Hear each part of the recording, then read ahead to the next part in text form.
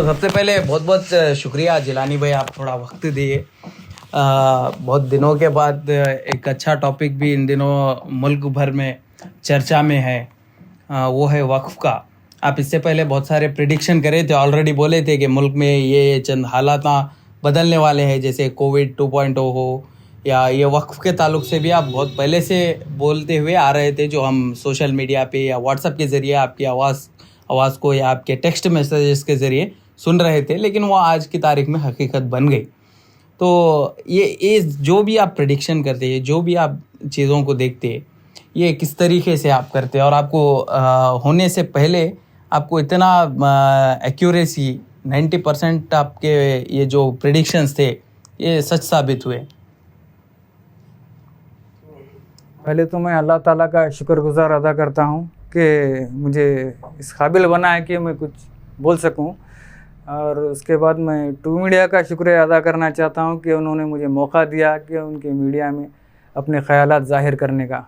तो आपका सवाल था कि मैं प्रेडिक्शंस, एक्यूरेट प्रेडिक्शंस कैसा करता हूँ, तो उसका जवाब ये है कि मैं कोई साहेब या फिर कोई सुपर नेचुरल पावर्स रखने वाला नहीं हूँ। एक नॉर्मल चंद कोई भी मसला होता है उसके ऊपर थोड़ी बहुत रिसर्च करता हूँ। एक दूसरा जो है ना, आप सल्लल्लाहु ताला अलैहि वसल्लम जो पेशन गोइयाँ किए हैं उसका मुताला, वो प्रेजेंट सिचुएशन के हिसाब से उसका, उन चीज़ों का, उन बातों का मुताला जब करता हूँ तो चंद चीज़ें थोड़ा ज़ाहिर होकर सामने आती हैं। उसी को बस मैं एज ए मैसेज या फिर एज ए, जैसा आप वीडियो में पूछ रहे हो, उसके ज़रिए पेश करता हूँ। तो रिसर्च करके तो कभी कभी गलत भी साबित हो जाती है, अक्सर सही साबित होती है, क्योंकि मैं पेशन गोइयाँ जो है आप सल्लल्लाहु अलैहि वसल्लम बोले, उससे रिसर्च करके मैं बस बोलता हूँ, इससे ज़्यादा और कुछ भी नहीं। आज के तारीख में जो पूरे हिंदुस्तान में सारे जो मुस्लिम लीडर्स हैं और दुनिया भर के, और ख़ास तौर पे खुसूसन मुल्क हिंदुस्तान के जो मुसलमान हैं, वो इस बात को लेकर परेशान है कि जो नया वक्फ तरमीमी क़ानून है, इसको लेकर के आने वाले दिनों में क्या हो सकता। आप ये नए एक्ट को किस तरीके से देखते? ये एक्ट लागू होने से पहले भी जब बिल की शक्ल में था तब मैं इसके बारे में करा था मैं प्रिडिक्शन। बहुत से लोग समझ रहे हैं कि वक्फ अमेंडमेंट बिल कैंसिल हो गया या फिर लागू नहीं होगा, तो ये बहुत बड़ी गलतफहमी है। वक्फ अमेंडमेंट बिल बिल्कुल लागू होगा, बिल्कुल इम्प्लीमेंट होगा। तो बहुत से लोग बोले कि अरे कैसा होगा, मेजॉरिटी नहीं है, ये है वो ऐसा है, पास नहीं होता, पागल बातें कर रहे क्या बोल के बोले थे। मगर पास होगा, वो पास होके एक्ट बना, एक्ट बनने के बाद हाँ सही बात बोल रहे थे बोल के बोले। मैं बोलता हूँ कि किस तरीके से ये मैंने ये कहा था, क्योंकि आर्टिकल 370 के बारे में भी, कश्मीर का जो था मसला, उसके बारे में भी यही बात कही गई थी कि नहीं होता, नहीं होने देते, जान दे देंगे, वो हुआ। दूसरी बात क्या है, ट्रिपल तलाक के बिल के बारे में भी ऐसी कहा करते थे कि हम जान दे देंगे, शरई कानून के ऊपर आँच नहीं आने देंगे, उंगली नहीं उठाने देंगे, पास नहीं होने देंगे, मगर वो भी पास हुआ। ये वक्फ बिल भी पास हुआ। ये लोग करते कैसा है पास, मैं आपको बताता हूँ। सबसे पहले जो आवाम होती है उसको एक्सेप्टेबल बनाते हैं मेंटली। जैसे ट्रिपल तलाक का बिल राजीव गांधी साहब जब इंट्रोड्यूस कराए थे, जब बहुत स्ट्रगल हुई, फाइट हुई, जो भी हुआ, बिल वापस लिए थे राजीव गांधी साहब। तो उसके बाद क्या करिए, माशरे में मुसलमानों को वो एक्ट को एक्सेप्ट करने के काबिल बनाए आहिस्ता आहिस्ता। मतलब आइली क़वानीन पे नहीं चले, जैसा बनाए, कुछ भी हो जाए, वो एक्ट के अंदर में जाना हम लोग थोड़ा थोड़ा करके एक्सेप्ट करने के काबिल बनाए। मसलन जैसा पहले तलाक होता था, कुछ भी मसले होते थे तो मस्जिद में बैठ के या आपस में रिश्तेदारों में बैठ के फैसले करते थे। तो पहले जब वो पास इंट्रोड्यूस किया गया था जब राजीव गांधी साहब, उसके बाद से आहिस्ता आहिस्ता ऐसा बना दिए मुसलमान आवाम को कि वो करना बंद करे, मुसलमान कोर्ट को जाना शुरू करे। जब कोर्ट को जाना शुरू करे हर चीज़ के लिए, तो उनके लिए कबूल करना ईजी हो गया, उन्होंने लागू भी करे और पब्लिक उसके ऊपर ज़्यादा रेजिस्ट भी नहीं करी। कबूल, अब ऑलरेडी कोर्ट को जा रहे ना भाई, हाँ, फिर अब कानून लाए तो क्या, नहीं तो क्या। यानी मुसलमान दिन से हटके ये जो कानून, हिंदुस्तान का कानून है, या जो भी ये नए एक्ट्स आने वाले हैं, इसको है ना एक्सेप्टेबल बनाया गया। हाँ, मेंटली जो है ना वो कानून को एक्सेप्टेबल बनाया गया। तो वक्फ बिल का भी इसी तरीके से है, ये प्लान बहुत पहले से था, तो उसको आहिस्ता आहिस्ता आहिस्ता आहिस्ता थोड़ा थोड़ा करप्ट करके, थोड़ा ये करे, थोड़ा वो करे, थोड़ा ये डाले, थोड़ा वो मस्जिद का मसला उठाए, थोड़ा ये उठाए, तो उसको जो है ना मेंटली एक्सेप्टेबल बनाया गया। रेजिस्ट नहीं करना, मतलब जोश में आके मुखालिफत नहीं करना, काबिल कबूल। तो थोड़ा थोड़ा करप्ट करके सिस्टम को, उसको काबिल एक्सेप्ट बनाया गया मुसलमानों को, और साथ ही साथ वो मुसलमान जो मुसलमानों को रिप्रेजेंट करते हैं, उन मुसलमानों को, हर किसी को भी पहले तराश के वो सांचे में ढाल दिए, उसके बाद से सांचा लाके उसके ऊपर बिठाए, ऐसा करे तो एक्सेप्टेबल बनाया गया है। बना के उसके बाद में बिल पास हुआ। और एक बात बताता हूँ मैं, बिल रात में 2 बजे के आसपास पास हुआ। हाँ, इसके ऊपर कोई बात नहीं करता क्यों रात में 2 बजे पास हुआ, ये भी एक पॉइंट है। तो ये अगर ये उस पॉइंट पे डिस्कस करेंगे तो टॉपिक लंबी हो जाती। तो बताने का मकसद यही है, हमारे को पहले उस काबिल बनाया, उसके मुताबिक जो है ना एक्सेप्टेबल बनाया जाता है, करप्ट करके, मेंटली रहो, फिज़िकली रहो, या फिर किसी और तरह के लालच में डाल के करप्ट करके उसके एक्सेप्टेबल काबिल बनाया जाता है। उसके बाद कानून को इम्प्लीमेंट किया जाता है, पहले चेक करते हैं।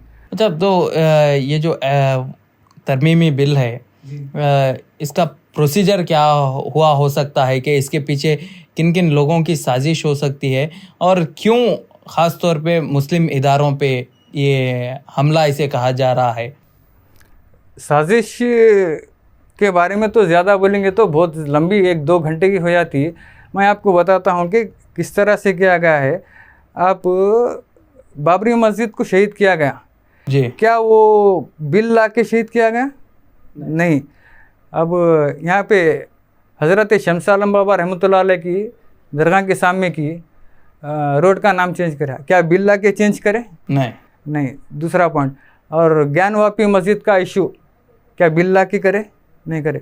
तो ऐसे बहुत से काम हैं, अगर आप न्यूज़ को छानबीन करेंगे बिल आने से पहले की भी, तो वो लोग ये कंटिन्यू ये चीज़ करते हुए आ रहे हैं, एक के बाद एक, एक के बाद एक। ये बिल क्या है मालूम है? सिर्फ वो पर्दा, जो पर्दे के पीछे जो काम कर रहे थे उसको हटा के अब हम खुलेआम करेंगे, बता के खुलेआम, क्योंकि अब कानून है, क्योंकि अब उनको तेज़ी लाना है और करप्ट करना है और जो है ना कमज़ोर करना है। तो इसलिए जो है वो आधी रात को भी पास हो गया और इतनी तेज़ी के साथ ये चल रहा है। हाँ, चल रहा। बस ये पर्दा हटाया गया है।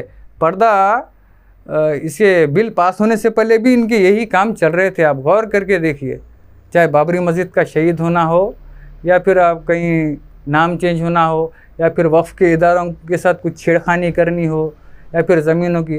अंबानी साहब का घर जो है वक्फ की ज़मीन के ऊपर है बोल के बोलते जी, ठीक है। क्या वो बिल पास होने के बाद हुआ या पास होने से पहले? उससे पहले हुआ। तो कैसा करे? एक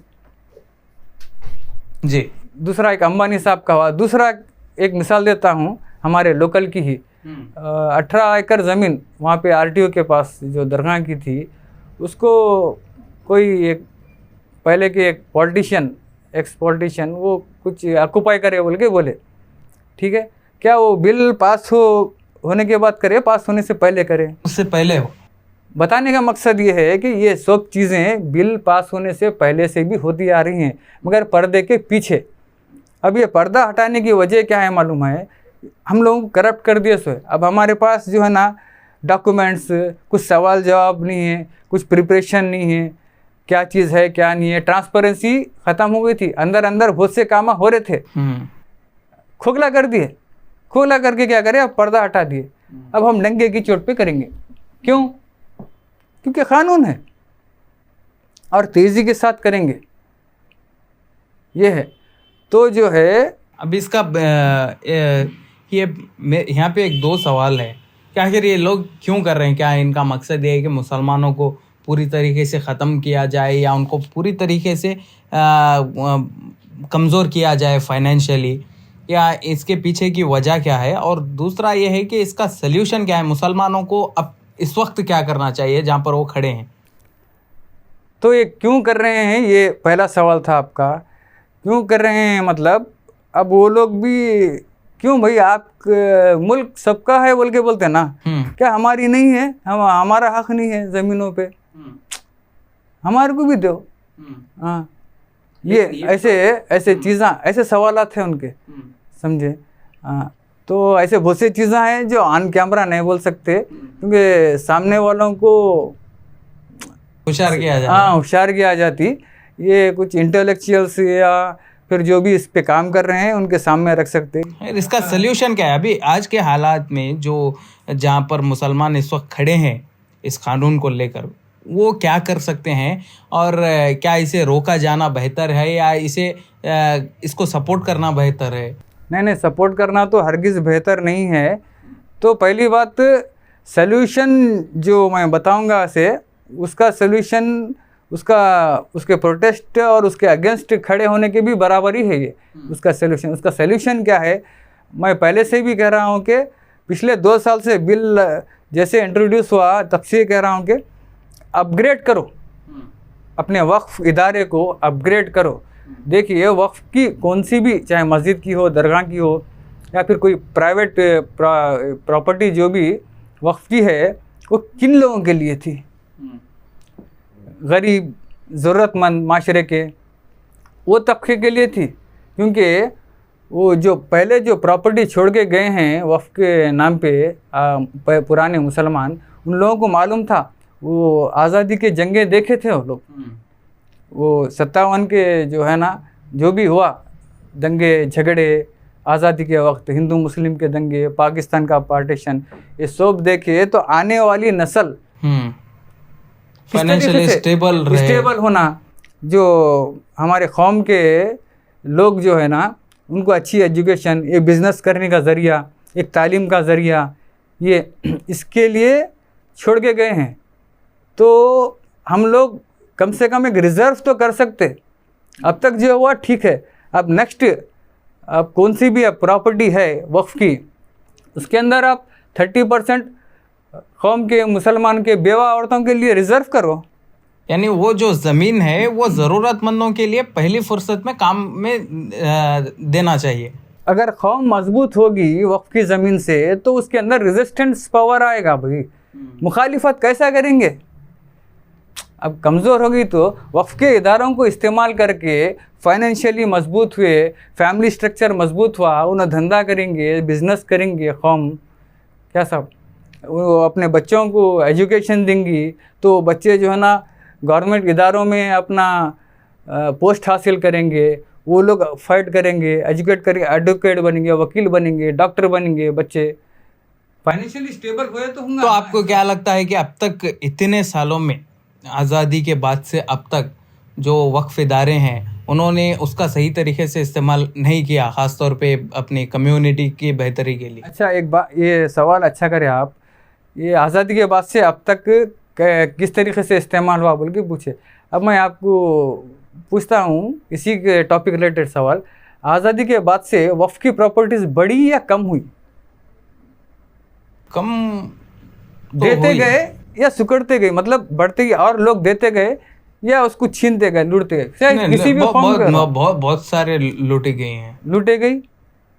तो वही आप जो बोले ना, आज़ादी के बाद से इस्तेमाल किया गया नहीं किया गया, तो यही मैं बोलना चाह रहा हूँ कि मजबूत करो इदारों को, जितनी भी प्रॉपर्टीज़ है। अब 18 एकड़ ज़मीन थी वहाँ दरगाह की, वहाँ पे जो है ना एक पवेलियन बना सकते थे आपके, सिर्फ कंस्ट्रक्शन के लिए। एक बहुत बड़ी ज़मीन थी, किसी को थोड़ा थोड़ा टुकड़ा दे के 18 एकड़ में से आधा आधा एकड़ भी देते, कोई एक पेंट की दुकान खोलता, कोई एक सीमेंट की दुकान खोलता, कोई एक कंस्ट्रक्शन का हार्डवेयर मटेरियल खोलता, एक कंस्ट्रक्शन का पवेलियन बनाते, तो वन स्टॉप हो जाता था। अब कौम के लोग है कंस्ट्रक्शन के फील्ड में है, तो पूरे वन स्टॉप होता था। कोई आया सीमेंट लेने आया तो पेंट भी लेता, कोई स्टील का सामान लेता, कोई हार्डवेयर लेता, कोई कारपेंटर की दुकान, कोई इलेक्ट्रिशियन की दुकान, काम में लिया जाना तो चाहिए। लिया जा सकता था, नहीं लिया गया, चले गई। क्यों नहीं लिया गया? क्यों? यहाँ वो जो वक्फ इदारों के जो जिम्मेदार थे, क्या वो लोग भी इतने करप्ट थे या उनकी नीयत ही नहीं थी? शायद लापरवाह थे बोल सकता हूँ मैं, करप्ट थे। अब वो किसी के नीयत के ऊपर सवाल मैं नहीं उठा सकता, क्या हुई, शायद परवाह नहीं करे या फिर उतना सीरियसली नहीं लिए। जो आबा और अजदा पुराने मुसलमान जो छोड़ के गए थे, क्यों छोड़ के गए, ये किस तरीके से कौम के लिए काम में आना, उनको मेंटेन करने में नाकामयाब रहे। ये क्योंकि यूटिलाइज करने में बोल सकते हैं, मेंटेन करने में नहीं, उस चीज़ को यूटिलाइज करने में थोड़ा लापरवाही दिखाए। मैं किसी की नियत पे उन्होंने करप्ट थे, उन्होंने लूटले को खाए, लेकिन लापरवाही की वो भी एक वजह है कि आज का जो ये हालात बने हुए ये हालात बने हुए हैं, लापरवाही है उसकी वजह। अगर उन ज़मीनों का इस्तेमाल करके कौम को मजबूत किया जाता तो मजबूत कौम मजबूती से ठहरती थी, एजुकेट होती थी, क्या भाई, फाइनेंशियली मजबूत होती थी, बिजनेस में मजबूत होती थी। मजबूत होके अगर ठहरती तो उसका रेजिस्टेंस हो सकता। अभी भी कर रहे, एहतजाज कर रहे, लाइट ऑफ कर रहे, और ये वही तो मेरा वही पॉइंट था कि आजकल जहाँ कहीं भी ये कानून की मुखालिफत की जा रही, जिस भी तरीके से की जा रही है, चाहे वो एहतजाज के ज़रिए हो या ह्यूमन चेन के ज़रिए हो, जैसा रायचूर में हुआ था, तो क्या इसका सल्यूशन है? क्या सरकार ये जिस तरीके से किसानों के कानून को वापस लिया गया उस वक्त जब उसकी भी मुखालिफत हुई, तो इस कानून को भी वापस लेने का क्या ये तरीक़ा है मुसलमानों का? क्या इससे काम बनेगा? दो चीज़ें हैं इसके अंदर, एक चीज़ नहीं है। एक, इदारों को, वक्फ इदारा है जो भी है उसको अपग्रेड करना। कैसा अपग्रेड करना? नहीं, अभी तो कानून नहीं, मैं आपको वही बता रहा हूँ ना, दो तरीके हैं कानून के अगेंस्ट उसको रोक लगाने के, दो तरीके हैं। ये लॉन्ग प्रोसेस है, किसान मिल के जैसा शॉर्ट प्रोसेस नहीं है, ये प्रोसेस थोड़ा लॉन्ग है। और वो लॉन्ग प्रोसेस को जो है ना लागू करने के, इम्प्लीमेंट करने के दो तरीके हैं। फर्स्ट, दो तरफा लड़ाई है। फर्स्ट, हम लोग अपने इदारों को अपग्रेड करना, जो मस्जिदों के ऊपर टारगेट रखे उसको देखना, वो मस्जिदों को अपग्रेड करना, क्या सब, जहाँ पे वक्फ की प्रॉपर्टीज़ है उसको यूटिलाइज करना। कम से कम अब इतने साल गुजर गए, कम से कम 30% बेवाओं के वास्ते और 10% मुसलमान के हैंडीकैप के वास्ते बोल के आप रिज़र्व करो, उसे लिख के रखो कि हम लोग, अब ये ज़मीन है, वही इतना बड़ा ज़मीन का टुकड़ा है, अब यहाँ 10 मड़गियाँ बनते, 10 में से हम लोग 3 कौम के बेवाओं को देते और 1 हैंडीकैप को देते। 100 मड़गियाँ बने तो 30 हम कौम के बेवाओं को देते और 10 हैंडीकैप लोगों को देते। 50% ऐसा रिज़र्व करेंगे ना, वो भी, बाकी दूसरे भी लेने वाला ज़रूरतमंद ही रहेगा, बेशक वो और बात है। मगर रिज़र्व करने से हकीकत में जो इस चीज़ के हकदार है, बेवाएँ हैं या फिर हैंडीकैप लोग हैं, तो उसे आसानी से उनको तक पहुँचता। ये अपग्रेडेशन है। और इसको क्या करना मालूम है, 10 साल के लिए जो भी लेंगे 10 साल के लिए रहेगा उनका, 10 साल के बाद फिर दूसरा। एक बात, दूसरी बात क्या है, या फिर आप मिनिमम किराया रख रहे हो तो भी 10 साल, या तो फिर क्या करो मालूम है, जितने लोग हैं उनको एलानिया तौर पे बुलाना। जैसा हाल ही के तौर पे मैं आपको सिकंदर मस्जिद की मढ़ी का शेयर करा था, पब्लिक नोटिस, पब्लिकली, हाँ, पब्लिकली होना चाहिए। जितने भी दीन के इदारे हैं, वक्फ के इदारे हैं, वो जब इशू होते, उसका कुछ मड़गियाँ हैं या फिर ज़मीन है, जब दिया जाता तो पब्लिक इशू में निकालना उसे, पब्लिक नोटिस में, पब्लिक डोमेन में अगर वो डालेंगे तो पब्लिक आएगी। वो कौम के जो है ना, पब्लिक को जोड़ना, आम मुसलमान को, ज़रूरतमंद मुसलमान को जोड़ के पब्लिक डोमेन में डाल के बुला के, ये है ज़मीन, इसके अंदर 30% बेवाओं के लिए है, 10% हैंडीकैप के लिए, बाकी का जो है ना 60% आम ज़रूरतमंद लोगों के लिए है। इसका किराया इतना है, नहीं तो जो है ना 10 साल के लिए दे रहे, और हर साल जो है ना 5% या 10% बढ़ते रहता। 10 साल के बाद आप छोड़ देना, उसके बाद दूसरा आता।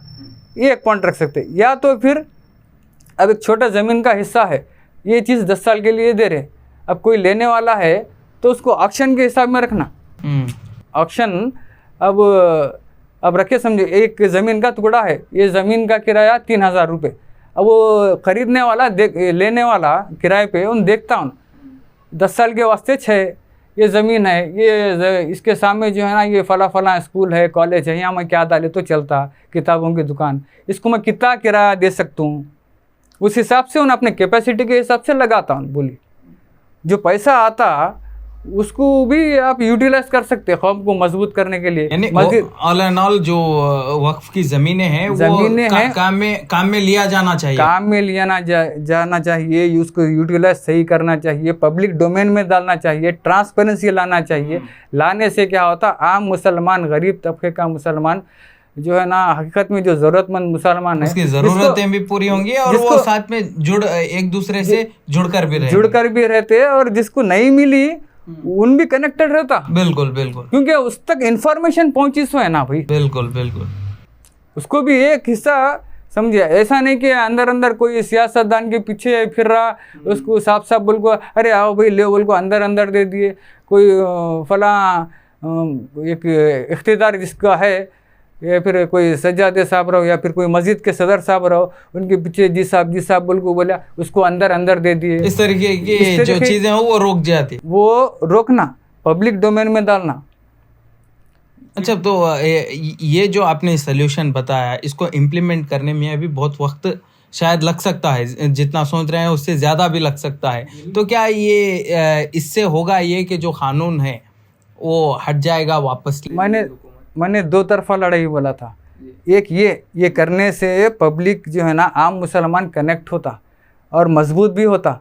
और एक बात दूसरा जो है ना, जो कब्ज़ा करने देख रहे वो लोग, जो लोग हमारे को भी होना वही है, हम लोग भी करते कब्ज़ा बोल के सोच रहे। जैसा आप दरगाह का है कब्ज़ा करे, जैसे अंबानी साहब कब्ज़ा करे, उनको जो है ना मौका नहीं मिलता करने का, क्योंकि पब्लिक डोमेन में आने के बाद आम मुसलमान आ जाता वहाँ पे। बिल्कुल, समझ रहे आप? तो ये दो तरफा लड़ाई। दूसरी तरफ एहतजाज, प्रोटेस्ट, रेजिस्ट। जब यहाँ आम मुसलमान को करेंगे, आप वो वक्फ प्रॉपर्टी से कनेक्ट करेंगे, तो जो है वो प्रोटेस्ट को सपोर्ट करता, उस चीज़ को गैदरिंग होती, मजबूत होती, एक लार्जर स्केल पे काम लार्जर स्केल पे होता। आम मुसलमान को कनेक्ट करना मस्जिदों के ज़रिए, क्या भाई, मस्जिदों में भी इस्लाह करना उनको। अब तकरीबन देखो मुझे मिला के भी मस्जिद से डिस्कनेक्टेड है हम लोग। मस्जिदों में इन सब चीज़ों के बारे में बताया जाना चाहिए, डिस्कशन भी नहीं होता। हाँ, डिस्कशन भी नहीं होता, चाहे आपको निकाह आसान करने का हो या फिर कोई और चीज़ हो।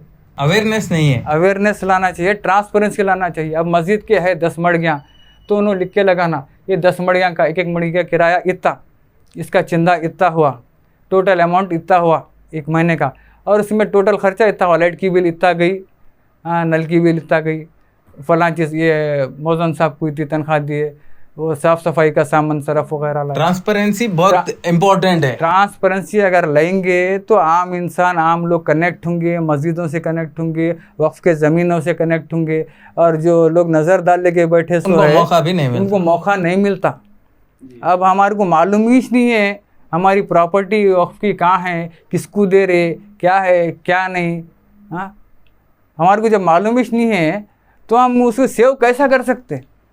अगर मुसलमानों को, रायचूर के मुसलमानों को मालूम होता कि वहाँ पे आरटीओ के पास, दरगाह के पास 18 एकड़ ज़मीन है, पब्लिक डोमेन में डालते, वो एक मिसाल बता रहा हूँ मैं, उसके अलावा भी बहुत से है, डालते तो मुसलमान कनेक्ट होते थे। अरे हमारी ज़मीन है भाई।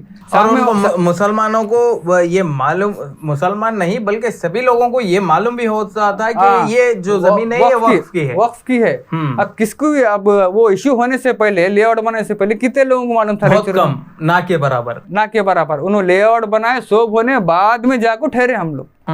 अभी कुछ कर भी नहीं सक रहे, चाहे तो कर सकते, बिल्कुल, मगर नहीं कर सक रहे। तो ये एक्ट आने के बाद रेजिस्ट करने के 2 तरीके हैं। ट्रांसपेरेंसी लाओ, पब्लिक को कनेक्ट करो, और बेवाओं को और हैंडीकैप को रिजर्व करो। क्योंकि अब समझिए, अब कोई एक XYZ है, गरीब बेवा है किसी एरिया की, तो उन जाके मस्जिद में पूछ सकती है, अरे भाई क्या ये खाली है क्या, मड़गी वगैरह। पब्लिक डोमेन में अगर डालेंगे तो सभी को मालूम हो जाएगा। तो वही बात बता रहा हूँ मैं, उनसे कनेक्ट करना, उस चीज़ का खुलासा, ट्रांसपेरेंसी आएंगी तो आम आवाम को भी। एक कहीं पड़ा हुआ है टुकड़ा, क्या भाई, अगर मेरे घर के आसपास ही कहीं पड़ा हुआ है टुकड़ा, अगर मेरे को मालूम नहीं है तो कोई भी आके बना लेता। बिल्कुल, जो अंदर रहता उसको मालूम रहता। अब ईदगाह की, अब आरम मोहल्ले की ईदगाह की ले लो, हम लोग छोटे थे, उसके सामने का जो हिस्सा है नया बनाया सो है, वो कुछ 4-5 लोग कब्जा कर लेके हिस्सा बाटी करके प्लॉटा बना लिए थे उसके।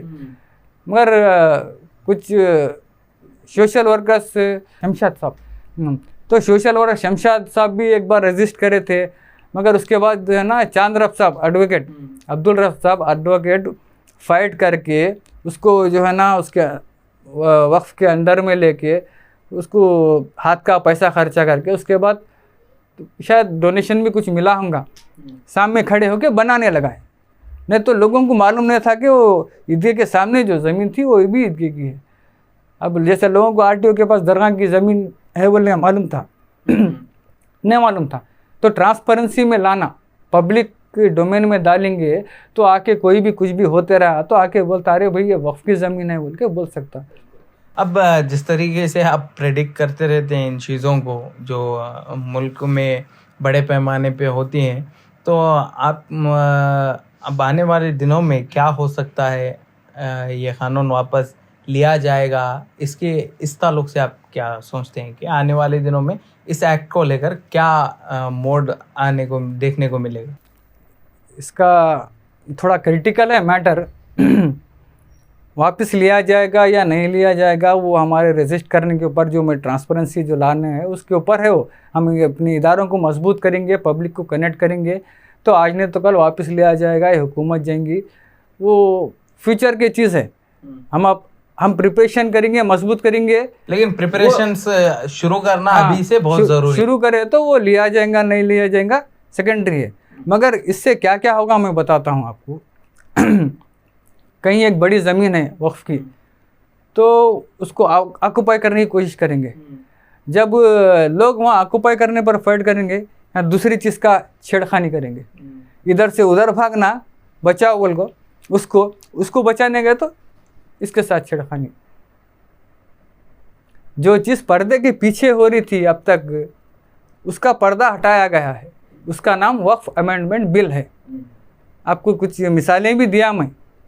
ये चीज़ पर्दे के, अंबानी साहब का घर हो या फिर दरगाह की 18 एकड़ ज़मीन रहो आरटीओ के पास की, बिल नहीं लाए, बिल लाने से पहले भी वो चीज़ हुई, बिल लाने के बाद भी होती। जितने पुराने मस्जिद थे उसको अपग्रेड करने की, जैसा ज्ञानवापी मस्जिद में ये है वो है बोल के बोल रहे, कुछ भी है। बाबरी मस्जिद का ख़त्म हो गया, अब ज्ञानवापी मस्जिद का शुरू करे। 75 साल हो गए, अपग्रेड क्यों नहीं करे वो मस्जिद को? लोग जो भी थे मस्जिद में मुसल्ली, नमाज पढ़ने आने वाले, देखना क्या है, इसको अपग्रेड करना, रीबिल्ड करना नहीं सोचे, लापरवाही। तो अभी भी वक्त है, इदारे को मजबूत करो, पब्लिक डोमेन में डालो, ट्रांसपेरेंसी लाओ, कौम व मिलत के इस्तेमाल में लाओ।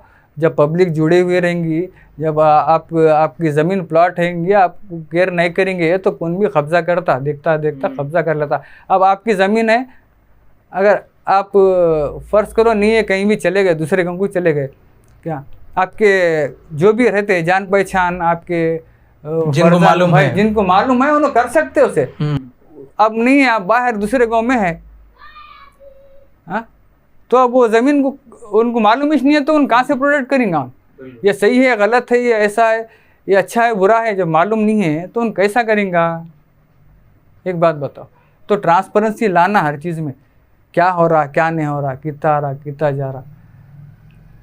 सबसे पहले देखो साहब, मैं बोलता हूँ, मैं जहाँ भी अब जितने लोग हैं, जो लोग हैं, अब उनको हटाओ करो बोलना ये गलत बात है। उनके धंधे पानियाँ हैं, उनकी ज़िंदगियाँ चल रही। जितने भी अब नेक्स्ट आएंगे पब्लिक डोमेन में डालो, और सबसे पहले रिज़र्व करो। 30% बेवाओं को रिज़र्व करो, 10% हैंडीकैप को रिज़र्व करो, 40% हो जाते। और हकीकत में ज़रूरतमंद तो ये है बोलने का मालूम पड़ता। ये तो लोग ज़रूरतमंद है ना, और 10 साल के वास्ते रखो पीरियड, और 10 साल में भी एवरी ईयर 5% इंक्रीज होता जो भी रेंट रखते, और वो 10 साल के अंदर उन्होंने कहीं बना लेके अपना आशियाना डेवलप होके करे तो अच्छी बात है। और जब कोई छोड़ता तो वापस उसको अपने दूसरे को नहीं दे सकता, फिर जिस जो इदारा रहता मस्जिद का रहे तो मस्जिद को देना, दरगाह का रहे तो दरगाह को देना। बहरहाल कुल मिलाकर बात यह है कि ट्रांसपेरेंसी कायम होनी चाहिए और उसका यूटिलाइज होना चाहिए। यूटिलाइज होना चाहिए। अब हमारे को मालूम ही नहीं है तो उन कैसा बचेंगे, सवाल ये है बस। तो खैर हम देखते हैं कि आने वाले दिनों में आपकी जो मशवरे हैं या आपका जो सल्यूशन है इसको कितने लोग और किस तरीके से अडेप्ट करते हैं, और आगे इस मामले में ख़ास तौर पे वक्फ अमेंडमेंट एक्ट के ताल्लुक से आगे क्या होगा, ये सरकार क्या चेंजेस करेगी या लेगी, वो तो आने वाले वक्त में हम देखेंगे। आपका वक्त देने के लिए आपका बहुत बहुत शुक्रिया। मैं जो बोला था वक्फ अमेंडमेंट बिल के मुतालिक थोड़े बहुत बातें, उसका जो है ना एक ऑडियो क्लिप है, वो लिंक आप डिस्क्रिप्शन में भी डाल सकते हैं। अगर मैं सारी बातें यहाँ पे बोलता बैठूँगा तो 1 घंटा 2 घंटा भी निकल जाता, पब्लिक को कैश में नहीं आता। इसलिए जो चीज़ मुख्तसर है, जो पॉइंटेबल है, मैं वही बात बताया हूँ। अल्लाह ताला का शुक्र है कि मुझे इस काबिल बनाया कि मैं कुछ बोल सकूँ, और ट्रू मीडिया का शुक्रिया कि मुझे मौका दिया बोलने के लिए। दुआओं की गुजारिश है। अल्लाह हाफिज़।